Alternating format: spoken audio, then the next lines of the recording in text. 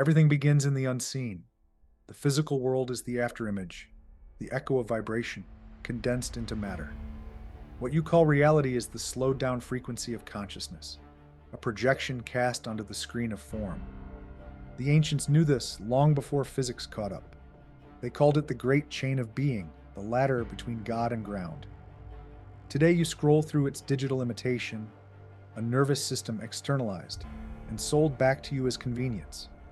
See, the occult never meant dark, it meant hidden. Hidden from the blind, not from the ready. It's the study of cause before effect, the architecture behind appearances. Every law of magic is just a law of psychology, written in a different dialect. As above, so below isn't superstition. It's symmetry. Everything in the cosmos mirrors the consciousness observing it. You are not in the universe. The universe is in you, refracted through the prism of perception. The first Hermetic law, mentalism, states that all is mind. Everything begins as a thought, a divine one.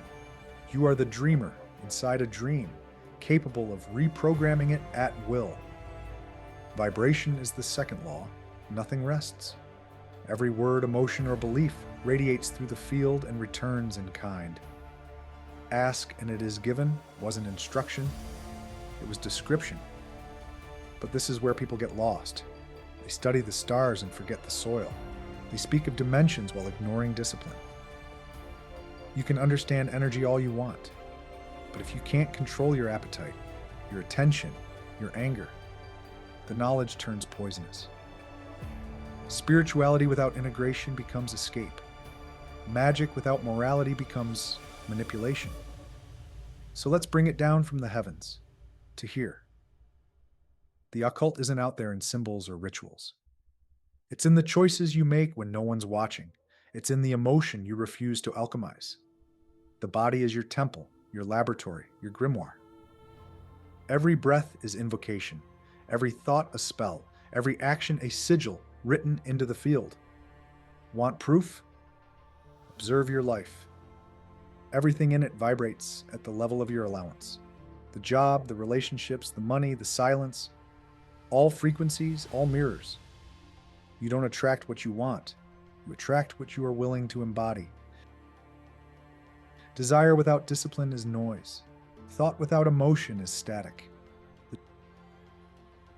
The highest occult truth is this: you are already God pretending to be small.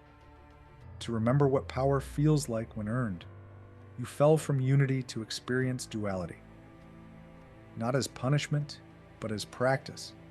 To learn contrast, choice, consequence. Every shadow is your teacher, every wound a map. The light you seek hides inside your own resistance, and so the real great work isn't summoning spirits, it's integrating them. The demons are disowned desires, the angels are unlived virtues. Heaven and hell are states of awareness you oscillate through daily, every time you choose presence over impulse, compassion over reaction, truth over comfort. You collapse polarity, you ascend without leaving the ground. This is what mystics meant by the kingdom of heaven is within. Not someday, not elsewhere, now. Heaven and earth are coordinates of consciousness. You don't climb to them, you tune to them. Everything spiritual eventually becomes practical. Everything mystical eventually becomes human. Because consciousness incarnated for contact, not concept.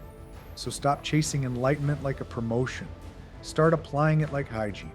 Keep your energy clean. Keep your word exact.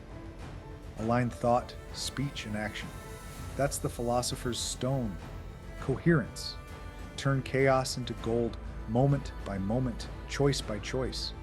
And once you see how it all connects, how the mind shapes the body shapes emotion, emotion shapes reality, you can't go back. You become both the scientist and the subject, the priest and the experiment. You stop praying for miracles and start producing them. The great secret isn't hidden in temples or texts. It's hidden in plain sight, in your nervous system, in your habits, in your capacity to stay awake inside the dream. That's the real occult, turning knowledge into embodiment. Because power isn't gained, it's remembered. And the moment you remember, the illusion of separation dies. That's the ascent. From the stars to the soil, from the infinite to the intimate. Great work was never about escaping the human. It was about perfecting it. Humanfluence, out.